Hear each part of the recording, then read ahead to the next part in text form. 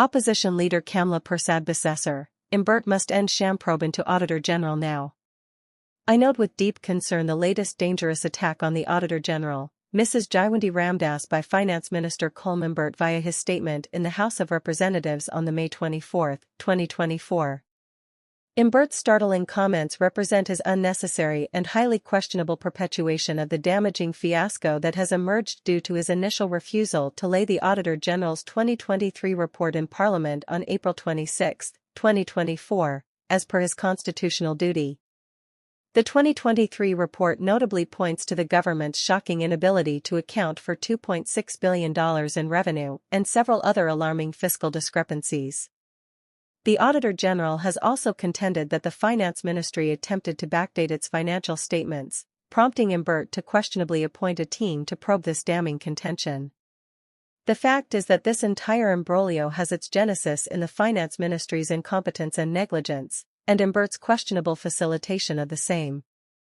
Had the official submitted the correct accounts within the statutory deadline, none of this would have happened.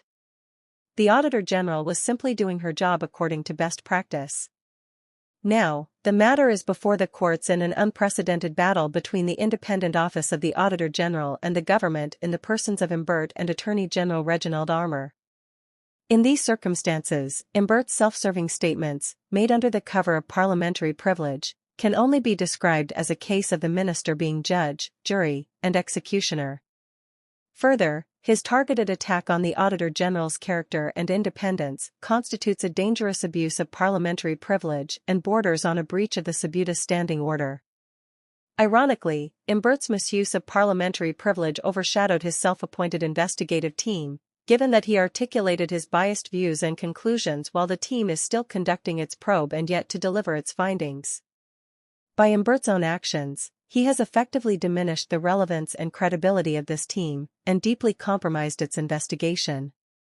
From his statement, it can be reasonably inferred that Imbert is dictating the team's pace and practically signaling what they should find and write.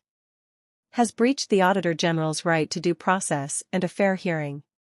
Has prematurely made a public pronouncement on the matter in a desperate attempt to deflect attention from the colossal errors made by his ministry. Has seriously diminished the government's credibility.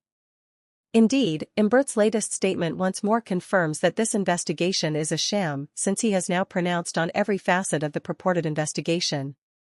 When the report is completed, it will be submitted to Imbert.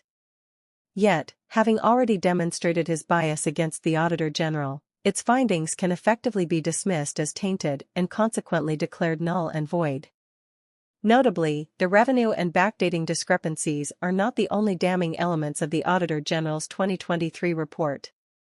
Some of what they did not want you to know when they did not lay the report on April 26, 2024. As I have been pointing out in the past month, the report shows that the government has spent billions of taxpayers' money, which they could not account for. There are details about questionable payments, suspicious contracts, a lack of supporting documents, and non-existent trading companies in the state's accounting practices. The report notes that the Ministry of Finance spent over $386 million without supporting documentation for the last fiscal year, representing more than a third of the total sum not properly accounted for. Other findings include non-compliance with legal requirements, rules and regulations, and other directives, weaknesses in systems of internal control, improper maintenance of accounting books and records, and breach of rights under Section 116(2) of the Constitution for the Auditor General or the authorized persons to have access to all books, records, returns, and other documents relating to the public accounts. Treasury Division made 17 payments totaling $27,173,786.13, where check numbers were not seen recorded in the payment vouchers, and 8 instances where check numbers were not entered on the schedule of accounts. Check numbers were incorrectly recorded on the payment vouchers and schedule of accounts for 65 payments totaling $227,920,704.96. Government's $73 million spending on a fiscal incentive program that cannot be accounted for. $24.7 million was spent on contracting services without supporting documents. The Financial Intelligence Unit, FIU, spent $6.3 million and cannot account for it. TT Post collected $74,581,487.50 on behalf of the Ministry of Works and Transport via the fixed penalty traffic ticketing system, but could not account for it. Absence of a contract valued at over $34 million at the judiciary. A government MP is being paid about $752,000 for the rental of a building. And much more. In light of these damning facts, Imbert cannot continue to say that he is awaiting the findings of a biased investigation. Imbert and the government, by extension, must, therefore, immediately end their calculated harassment, personal attacks, and hounding of the Auditor General and allow her to carry out her duties and functions independently, as mandated by the Constitution of Trinidad and Tobago.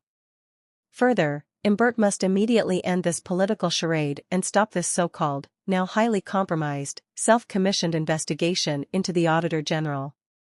Failure to do so will undoubtedly perpetuate a dangerous imbroglio that has the potential to destabilize Trinidad and Tobago's already fragile economy and global economic reputation to the point of deleterious collapse.